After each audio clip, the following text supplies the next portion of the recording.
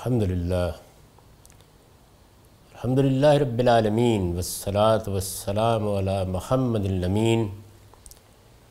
اعوذ باللہ من الشیطان الرجیم بسم اللہ الرحمن الرحیم۔ خواتین و حضرات، ہم میزان حصہ دوم میں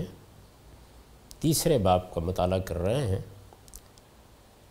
یہ قانون سیاست کا باب ہے۔ ہم اس میں اب تک یہ دیکھ چکے ہیں کہ مسلمان کی حیثیت سے اللہ تعالیٰ نے ہمیں اس بات کا پابند کر رکھا ہے کہ ایمان کے ساتھ ہم اللہ اور اللہ کے رسول کے احکام کی اطاعت بھی کریں۔ اللہ کو معبود ماننے کا یہ لازمی تقاضا ہے، اور رسول کی حیثیت اس کے سوا کچھ نہیں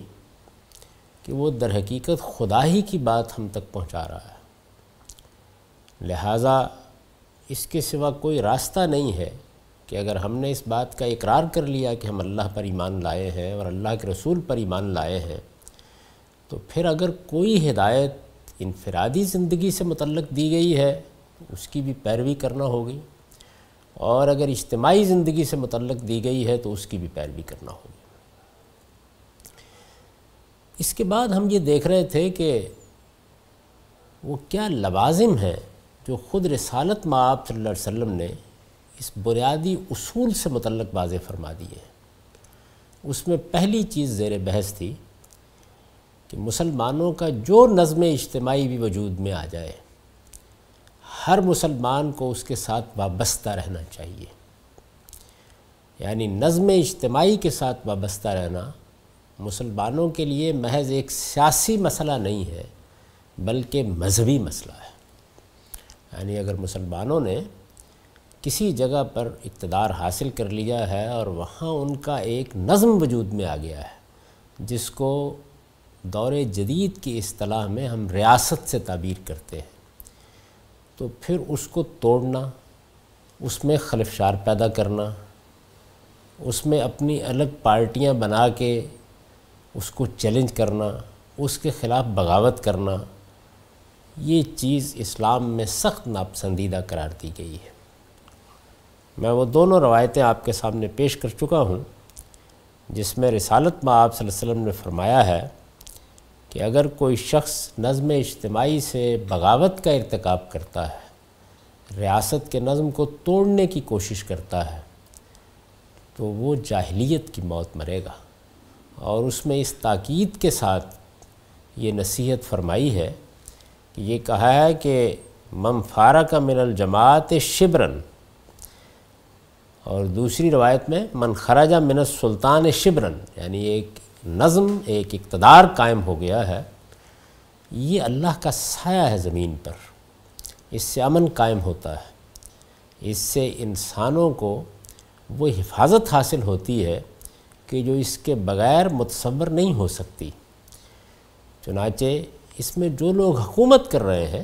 ان پر ہم تنقید کریں گے، ان کو تبدیل کرنے کی کوشش بھی کریں گے، ان سے اختلاف بھی کریں گے، لیکن اس نظم کو ہر حال میں قائم رکھیں گے۔ یہی وہ چیز ہے کہ جس کو عربی زبان میں التزام جماعت سے تعبیر کیا جاتا ہے۔ اور میں یہ عرض کر چکا اس سے پہلے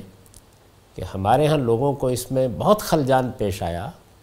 انہوں نے جب یہ دیکھا کہ رسالت مآب صلی اللہ علیہ وسلم یہ کہہ رہے ہیں کہ علیکم بالجماع، تو ایک گروہ نے یہ خیال کیا کہ ہم اگر کوئی پارٹی، کوئی جماعت، کوئی تنظیم بنا لیتے ہیں اور اسلامی مقاصد کے لیے بنا لیتے ہیں تو اس کے التزام کی ہدایت کی گئی ہے، اور دوسرے گروہ نے یہ خیال کیا کہ یہ پوری کی پوری امت مسلمہ ہے جس سے ہمیں وابستہ رہنا چاہیے۔ دونوں باتیں عربیت کے خلاف ہیں۔ الجماع اس نظم کے لیے استعمال ہوتا ہے جس کو مسلمانوں نے اپنے اعتماد سے قائم کیا ہو۔ میں نے مثال دی تھی کہ اس وقت وہ نظم ایک نہیں ہے، یعنی ایک نوعیت کا نظم پاکستان میں قائم ہے، دوسری نوعیت کا نظم ایران میں قائم ہے، تیسری نوعیت کا نظم انڈونیشیا، ملائیشیا میں قائم ہے۔ ایک نظم نہیں ہے۔ رسالت مآب صلی اللہ علیہ وسلم کے بعد ایک ہی نظم تھا، لیکن بنو امیہ کے زمانے میں یہ معلوم ہے کہ یہ دو حصوں میں تقسیم رہا۔ جب عبداللہ بن زبیر رضی اللہ عنہ کی حکومت حجاز میں قائم ہو گئی تو اس وقت بھی دو حصوں میں تقسیم رہا، اور پھر جب بنو عباس کی حکومت مرکزی ریاستوں میں قائم ہوئی اور اندلس میں خود بنو امیہ نے اپنی حکومت قائم کر لی، تو دو متوازی حکومتیں موجود رہیں۔ پھر چھوٹی چھوٹی ریاستیں وجود میں آ گئیں، پھر جس کو سلطانی کا دور کہتے ہیں وہ وجود پذیر ہوا۔ غرض یہ کہ تاریخ نے بہت سے اوراق پلٹے ہیں، اور ہم یہ جانتے ہیں کہ اس میں نظم کی نوعیت تبدیل ہوتی رہتی ہے، لیکن جیسا بھی نظم قائم ہے اسلام انارکی کو پسند نہیں کرتا۔ وہ یہ کہتا ہے کہ اس سے وابستہ رہیے، اس سے وابستہ رہ کر اس کی اصلاح کیجیے۔ چنانچہ میں نے یہ بتایا تھا کہ جب خلفشار ختم ہوا اور سیدنا امیر معاویہ رضی اللہ عنہ کی قیادت میں مسلمان متحد ہو گئے اور ان کا پہلا نظم بحال ہو گیا، تو اسے عام الجماع قرار دے دیا گیا۔ یعنی صحابہ کرام نے یہ کہا کہ یہ اب الجماع کا سال ہے، یعنی نظم اجتماعی بحال ہو گیا ہے، اور ہم ایک مرتبہ پھر اس جگہ آ گئے ہیں جہاں رسالت میں آپ صلی اللہ علیہ وسلم نے ہم کو چھوڑا تھا۔ تو مسلمانوں کا جائز اور قانونی نظم جہاں بھی قائم ہوگا، ہم مسلمانوں کی مذہبی ذمہ داری ہے کہ اس کے ساتھ وابستہ رہیں۔ اس کے بارے میں یہ بحث بھی بالکل بے معنی اور غیر متعلق ہے کہ اس نظم کا شریعت کے ساتھ کیا تعلق ہے۔ یعنی جس طرح سے ایک مسلمان کے بارے میں ہم یہ کہتے ہیں کہ وہ مسلمان ہے، وہ اپنے مسلمان ہونے کا اقرار کر رہا ہے، تاہم یہ ایک حد ہے جس سے وہ نکل جائے گا تو اس کے بعد ہم اس کے کفر کا فیصلہ کریں گے۔ تو نظم اجتماعی کا معاملہ بھی یہی ہے۔ انفرادی زندگی میں بھی ہر غلطی، ہر کوتاہی، ہر انحراف پر ہم کسی آدمی کو اسلام کے دائرے سے نہیں نکال دیتے۔ بالکل یہی صورتحال اجتماعی نظم کے بارے میں بھی رہے گی، اور اس کو خود رسالت مآب صلی اللہ علیہ وسلم نے آگے متعین کر دیا ہے۔ وہ زیر بحث آ جائے گا، کیونکہ جہاں تک نظم کا تعلق ہے وہ تو اپنا تقدس رکھتا ہے، لیکن جو لوگ اس کو چلا رہے ہیں، امراء ہیں، عمال ہیں، حکام ہیں، ان کے بارے میں ہمارے رویوں میں تبدیلی آ سکتی ہے، وہ زیر بحث آ جائے گی۔ اس میں خاص طور پر خاتمہ کلام میں نے یہ توجہ دلائی تھی کہ رسالت مآب صلی اللہ علیہ وسلم کی حضرت حذیفہ کے ساتھ ایک گفتگو بڑی اہمیت کی حامل ہے، اور اس کو امام مسلم نے روایت کیا ہے۔ یعنی اس میں رسول اللہ صلی اللہ علیہ وسلم سے انہوں نے پوچھا ہے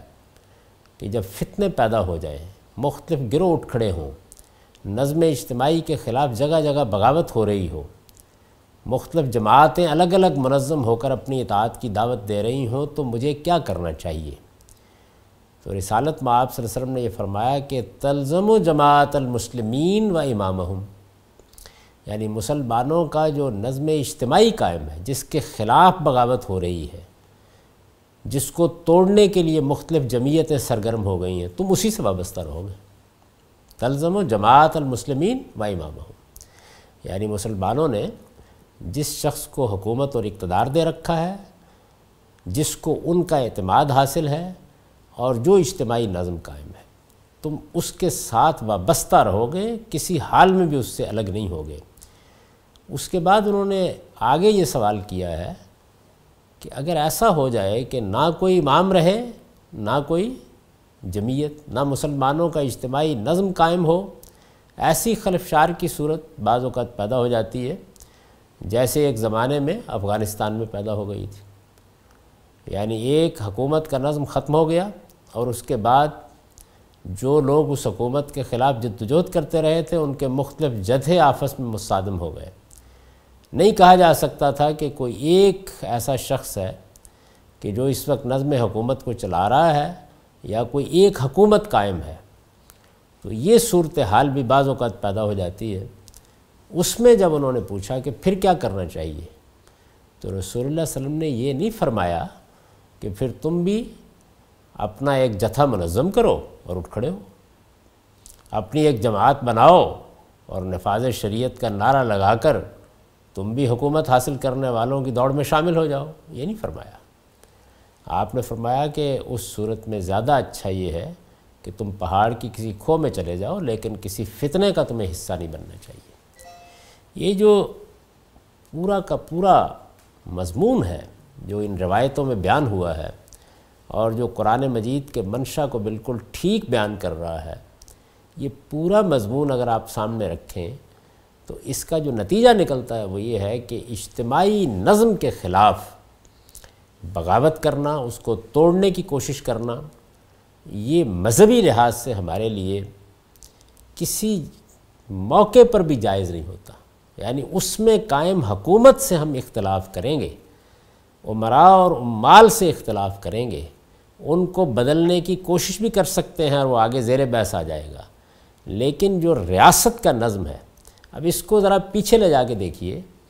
کہ اگر اس ہدایت کی آخری درجے میں پیروی کی جاتی تو مسلمانوں کی ایک ہی حکومت قائم رہتی،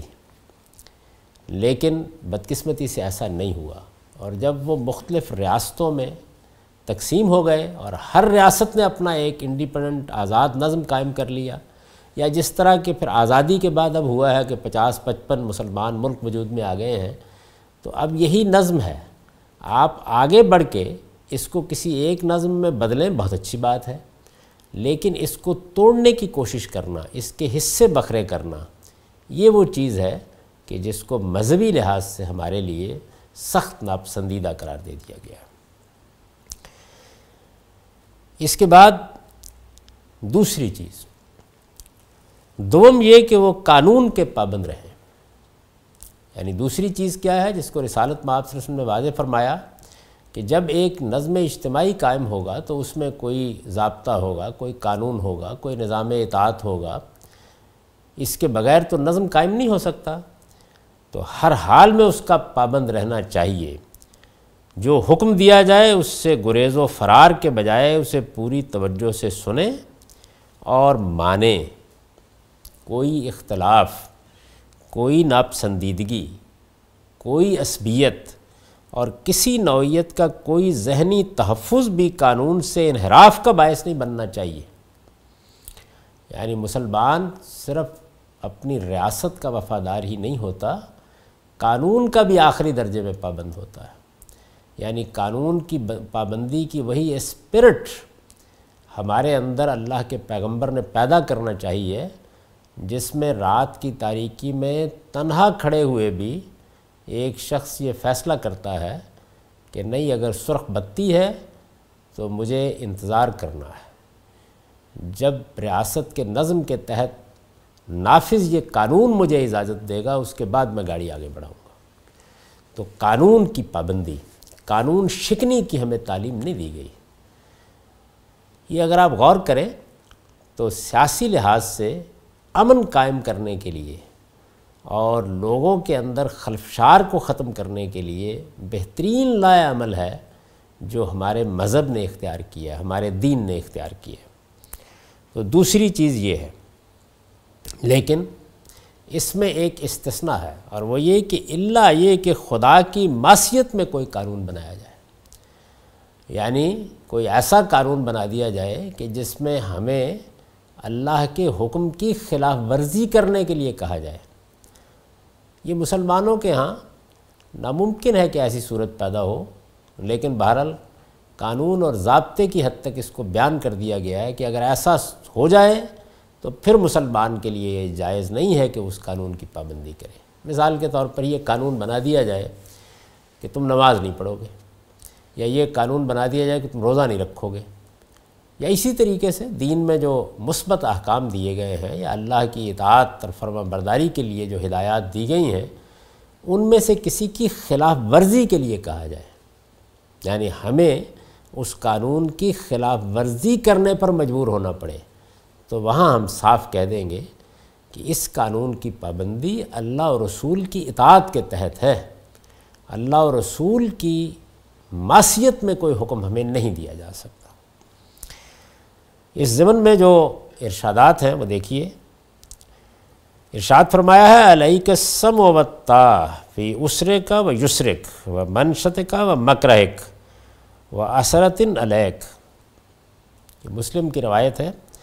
تم پر لازم ہے کہ اپنے حکمرانوں کے ساتھ سم و طاعت کا رویہ اختیار کرو۔ یعنی ایک چیز ہے جماعت کا التزام، وہ بیان ہو چکا اوپر، یعنی جو نظم اجتماعی قائم ہے اس کے اندر رہ کر زندگی بسر کی جائے، اور دوسرے یہ کہ اس نظم کو چلانے کے لیے جو لوگ ذمہ دار بنائے گئے ہیں ان کے ساتھ سم و طاعت کا رویہ اختیار کیا جائے، یعنی ہم سنیں گے اور مانیں گے۔ ارشاد فرمایا چاہے تم تنگی میں ہو یا آسانی میں، اور چاہے یہ رضا و رغبت کے ساتھ ہو یا بے دلی کے ساتھ، اور اس کے باوجود کہ تمہارا حق تمہیں نہ پہنچے۔ ظاہر ہے کہ یہ جو کچھ بھی آپ نے فرمایا ہے یہ اپنی حکومت کے بارے میں نہیں ہے، اس لیے کہ وہاں تو بے دلی ہو نہیں سکتی، وہاں تو ہر حال میں سر تسلیم خم کرنا ہے۔ یہاں یہ کہا ہے کہ تمہیں اختلاف ہو سکتا ہے، تم پر کسی کو ترجیح دی جا سکتی ہے، تم کسی معاملے میں مختلف نقطہ نظر رکھ سکتے ہو، لیکن جب ایک قانون بنا دیا جائے تو قانون پر تنقید ایک اور چیز ہے، قانون کو تبدیل کرانے کی کوشش ایک اور چیز ہے، قانون کی خلاف ورزی نہیں تم کر سکتے، یعنی اس قانون کی پابندی کرتے ہوئے ہم اس کو تبدیل کرانے کی کوشش کریں گے، اس کے باوجود کہ تمہارا حق تمہیں نہ پہنچے۔ وَأَثَرَةٍ عَلَيْكَ، یعنی اگر حقوق بھی تلف ہو رہے ہوں تب بھی قانون شکنی کی رسول اللہ صلی اللہ علیہ وسلم نے اجازت نہیں دی۔ مزید فرمایا علی المرء المسلم السم والطاعۃ فیما احب وکرہ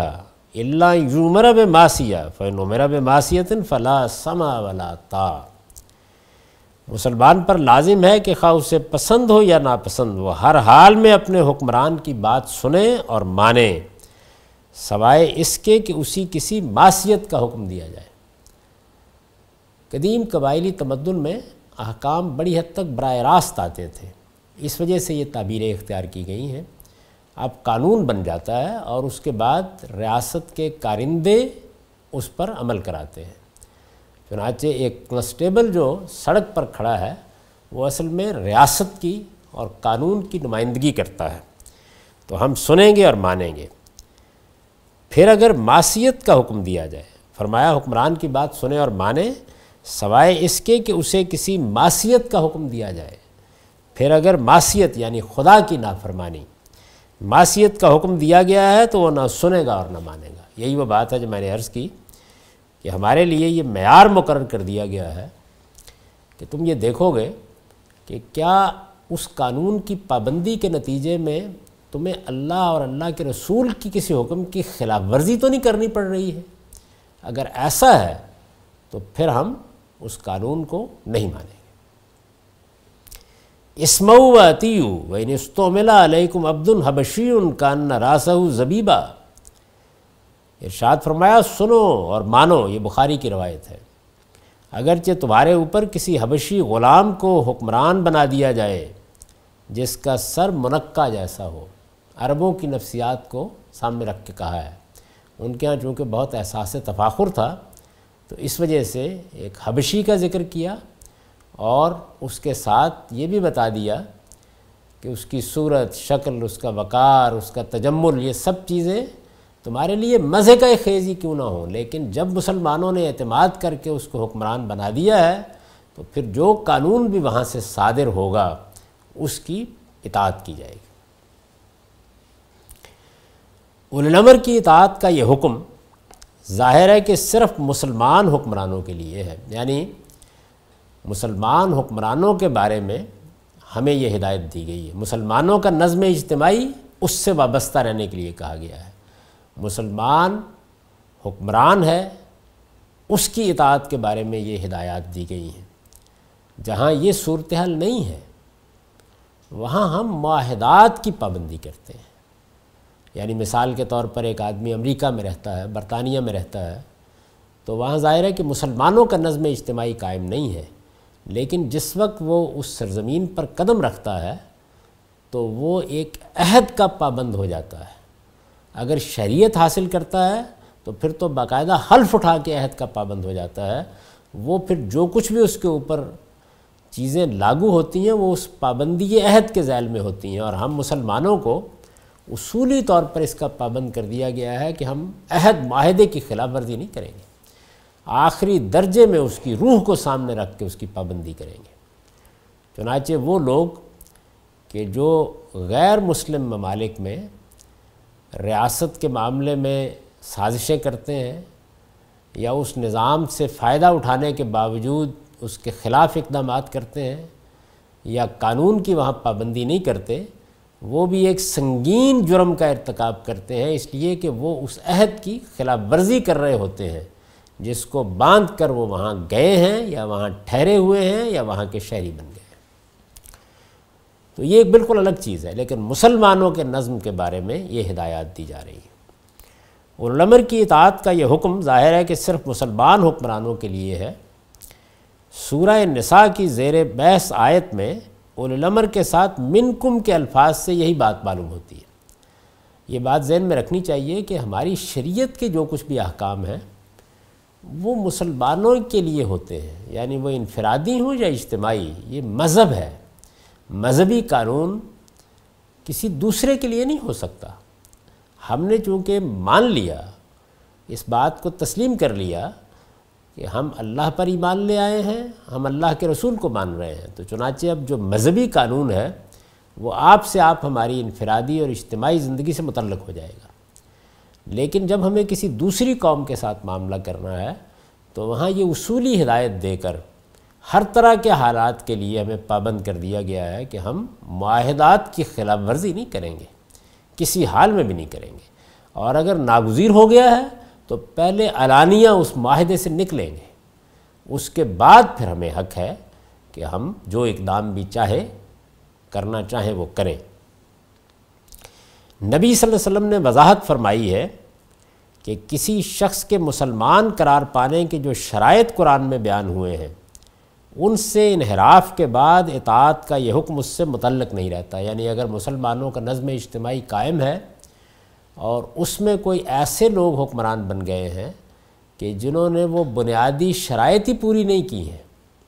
جن کی بنیاد پر کسی شخص کو مسلمان سمجھا جاتا ہے، تو ظاہر ہے کہ اب پھر یہ قانون، یہ ہدایات، شریعت کے یہ احکام متعلق نہیں رہے۔ اس میں پھر ہم یہ فیصلہ کریں گے کہ ہم رہ رہے ہیں وہاں پہ تو بالکل اسی طریقے سے جیسے کسی غیر مسلموں کی ریاست میں رہ رہے ہیں، ہم جن معاہدات کے جس آئین کے پابند ہیں اس کے تحت فیصلے کریں گے، یعنی وہاں پھر وہی چیز سامنے آ جائے گی جس کا ذکر میں نے غیر مسلم حکمرانوں کے بارے میں یا غیر مسلم ریاستوں سے متعلق کیا ہے۔ عبادہ بن صامت کی روایت ہے، دعانا النبی صلی اللہ علیہ وسلم فبایعنہ فقال فیما خضع علینا بایعنا علی السمع والطاعة فی منشطنا ومکرہنا وعسرنا ویسرنا وعثرة الینا وَأَلَّا نُنَازِعَ الْأَمْرَ أَهْلَهُ إِلَّا أَن تَرَوْا كُفْرًا بَوَاحًا عِندَكُم مِّنَ اللَّهِ فِيهِ بُرْهَانٌ۔ یہ روایت بھی بخاری کی ہے۔ اس کا ترجمہ یہ ہے کہ نبی صلی اللہ علیہ وسلم نے ہمیں بیعت کے لیے بلایا تو ہم نے آپ سے بیعت کی۔ سیاسی نظم میں آنے کا یہی طریقہ اس زمانے میں رائج تھا، بیعت کی جاتی تھی۔ راوی کا بیان ہے کہ اس میں جن باتوں کا عہد لیا گیا، یعنی جب رسول اللہ صلی اللہ علیہ وسلم نے باقاعدہ نظم قائم کیا تو حکمران کی حیثیت سے آپ نے لوگوں سے عہد لیا، بیعت لی، اس کا ذکر ہو رہا ہے۔ راوی کا بیان ہے کہ اس میں جن باتوں کا عہد لیا گیا وہ یہ تھیں کہ ہم سنیں گے اور مانیں گے، یعنی وہی سمع و اطاعت، چاہے یہ رضا و رغبت کے ساتھ ہو یا بے دلی کے ساتھ، اور چاہے ہم تنگی میں ہوں یا آسانی میں، اور اس کے باوجود کہ ہمارا حق ہمیں نہ پہنچے۔ یہ وہی باتیں جو اس سے پہلے بیان ہو چکی ہیں۔ اور یہ بھی کہ ہم اپنے حکمرانوں سے اقتدار کے معاملے میں کوئی جھگڑا نہ کریں گے۔ یعنی ایک چیز یہ ہے کہ قانون بن گیا اور قانون ضابطے کے مطابق انتخابات ہوتے ہیں، لوگوں کی رائے لی جاتی ہے، لوگ میدان میں آتے ہیں، اپنے آپ کو بھی پیش کرتے ہیں کہ ہم یہ خدمت کر سکتے ہیں، یہ بالکل اور چیز ہے، یہ قانون کے مطابق ہو رہا ہے۔ لیکن درمیان میں اٹھ کر کوئی آدمی بغاوت کر دیتا ہے، یا اس طرح کا قانون تو ابھی نہیں بنا اور اس میں نزاع پیدا ہو جاتی ہے، تو اس موقع پر یہ فرمایا کہ ایسا کوئی جھگڑا نہ کریں گے۔ فرمایا تم ان سے جھگڑا صرف اس صورت میں کر سکتے ہو، یہاں جھگڑا ایک خاص پہلو سے استعمال ہوا ہے، یعنی ان ننازع الامر اہلہ، وہ نظم کو چلا رہے ہیں، اب اس نظم کی خلاف ورزی کا فیصلہ کر لیا گیا ہے، یا ان کو اقتدار سے معزول کر کے ان کی جگہ لینے کا فیصلہ کر لیا گیا ہے، یا ان کو معزول کرنے کا فیصلہ کر لیا گیا ہے، یہ صورت زیر بحث ہے۔ تو فرمایا یہ اسی صورت میں ہو سکتا ہے جب کوئی کھلا کفر، کفرن بواہا، کوئی کھلا کفر ان کی طرف سے دیکھو اور تمہارے پاس اس معاملے میں اللہ کی واضح حجت موجود ہو۔ یعنی رسول اللہ صلی اللہ علیہ وسلم نے اس کا دروازہ بند کر دیا ہے کہ تعویل کی بنیاد پر کوئی بات کی جائے، تعویل کی بنیاد پر گفتگو ہوتی ہے، بات ہوتی ہے۔ جب بات تعویل سے آگے نکل گئی، صریح طور پر ایک آدمی کہتا ہے کہ میں اللہ کے رسول کو نہیں مانتا، صریح طور پر کہتا ہے کہ میں اللہ کو نہیں مانتا، یعنی ایسا واضح کفر ہونا چاہیے، تو ارشاد فرمایا کہ اس کے بعد پھر تمہیں حق حاصل ہے کہ تم اگر کوئی اقدام کرنا چاہتے ہو تو کر لو۔ اسی طرح بعض روایتوں میں ہے انہو یستعمل علیکم عمراء فتعرفون وتنکرون فمن کریا فقد بریا ومن انکر فقد سلما ولکن من رضی وتابا قالوا یا رسول اللہ الا نقاتلہم قال لا ما صلوا۔ تم پر ایسے لوگ حکومت کریں گے کہ جن کی بعض باتیں تمہیں اچھی لگیں گی اور بعض بری، پھر جس نے بری باتوں کو ناپسند کیا وہ بری ذمہ ہوا۔ یعنی یہ دیکھیے اس میں یہ بتا دیا کہ جب کوئی بری بات ہے، غلط بات کی جا رہی ہے تو ہم ناپسند کرنے کا حق رکھتے ہیں، یعنی اس سے اختلاف کرنے کا حق رکھتے ہیں، اس پہ تنقید کرنے کا حق رکھتے ہیں، اور یہ کرنا ہے اس لیے کہ اگر ایک غلط بات ہو رہی ہے تو ہمارا فرض ہے کہ ہم اس کی غلطی واضح کریں۔ فرمایا یہ کرنا اس لیے ضروری ہے کہ اس کے بغیر آپ بری ذمہ نہیں ہو سکتے، فقط بریا، اور جس نے ان کا انکار کیا وہ بھی محفوظ رہا، یعنی آگے بڑھا اور آگے بڑھ کے اس نے یہ کہا کہ یہ باتیں قابل قبول نہیں ہیں، شدید تنقید کر کے ان کو رد کر دیا، تو فرمایا کہ وہ محفوظ رہا، یعنی اللہ تعالیٰ کے ہاں وہ اب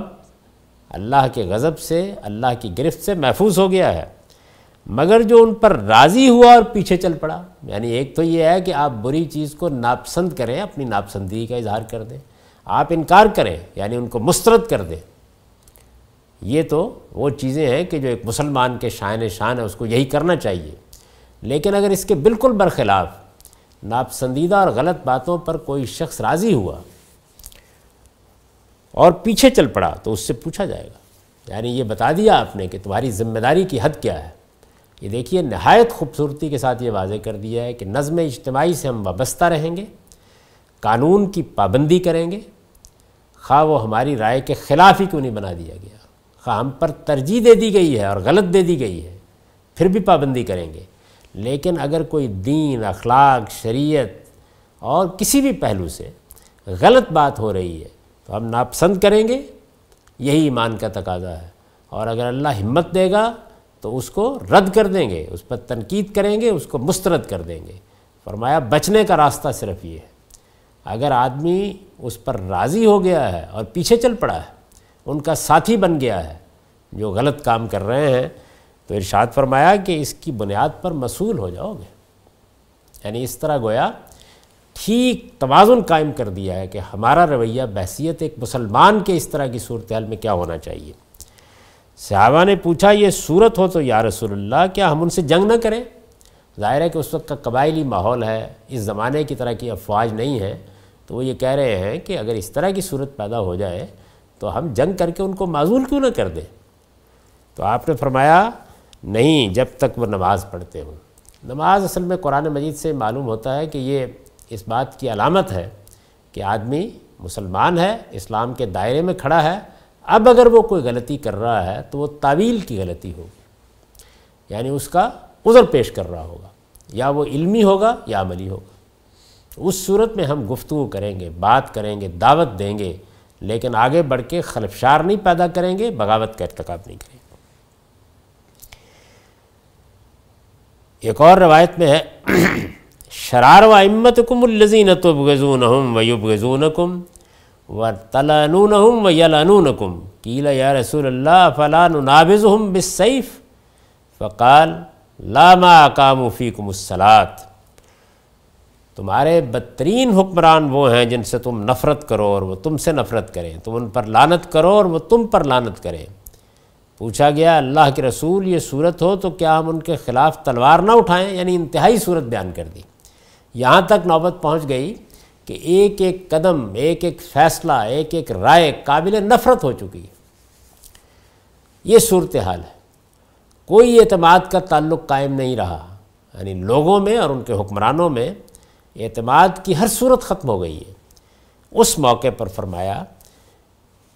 کہ تمہیں کیا کرنا ہے؟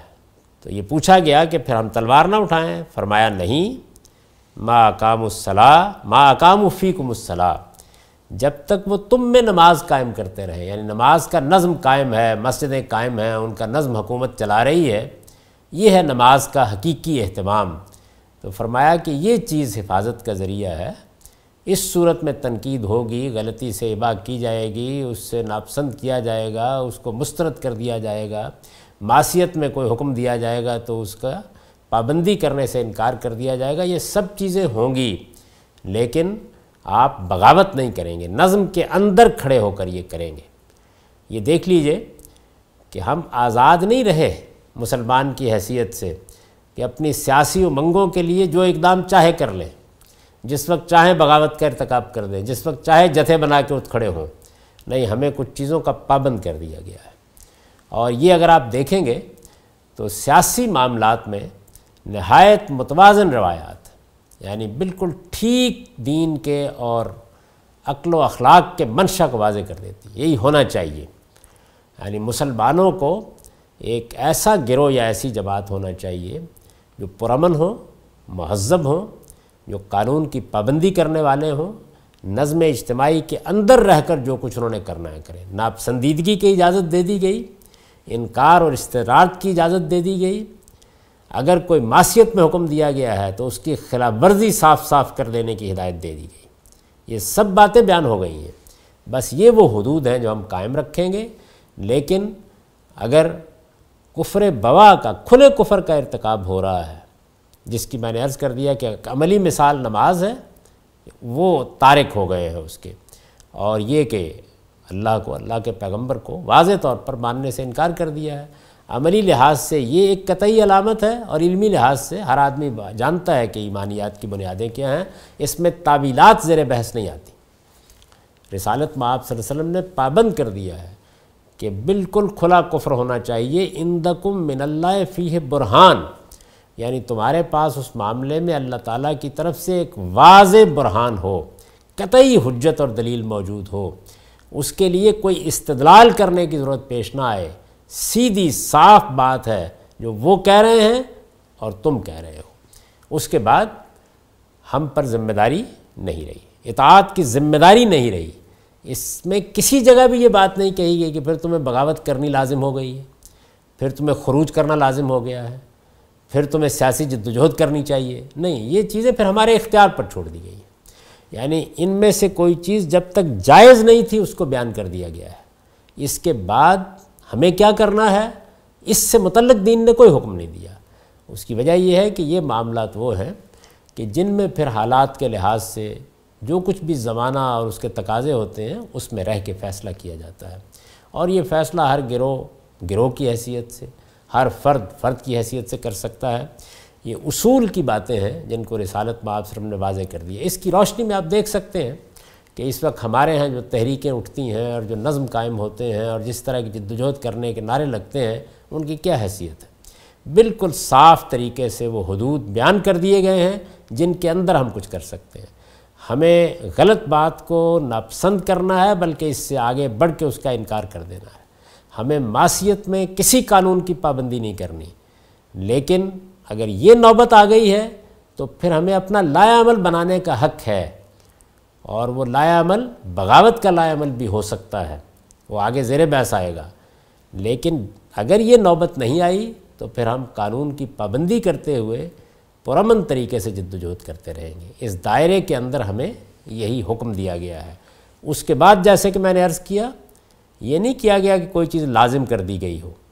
یعنی اگر اس کے بعد بھی ہم یہ فیصلہ کرتے ہیں کہ ہم نظم کے اندر رہیں گے اور بس تنقید پہ اکتفا کریں گے یا اپنی بات کہنے پہ اکتفا کریں گے تو دین ہمیں کسی نئے حکم کا پابند نہیں کرتا۔ چنانچہ میں نے ایک زمانے میں اس پر لکھا بھی تھا کہ خروج اور بغاوت جائز ہوتی ہے، یہ بحث ہے پچھلی 14 صدیوں میں اہل ایمان۔ جائز کب ہوتی ہے؟ یہ واجب ہو جاتی ہے، یہ مستحب ہو جاتی ہے؟ نہیں، اس کا کوئی سوال نہیں ہے۔ یعنی یہ صرف موجودہ زمانے کی سیاسی امنگیں ہیں جن سے یہ ساری چیزیں پیدا ہوئی ہیں۔ ہمارا قانون بالکل واضح ہے کہ یہ اس جگہ پر جا کر جائز ہو جاتی ہے۔ جواز اور عدم جواز زیر بحث ہے، استحباب یا فرض ہونا یا وجوب، ان میں سے کوئی چیز سرے سے دین میں زیر بحث ہی نہیں۔ اس کے بعد ابھی یہ بحث جاری ہے اور اس میں اب ہمیں یہ دیکھنا ہے کہ اگر بغاوت ہی کا ارتکاب کیا جاتا ہے تو پھر اس کے حدود کیا ہے۔ اس کے بعد ہم کسی دوسری نشست میں اس پر بات کریں گے۔ اقول قولی ھذا واستغفر اللہ لی ولکم ولسائر المؤمنین۔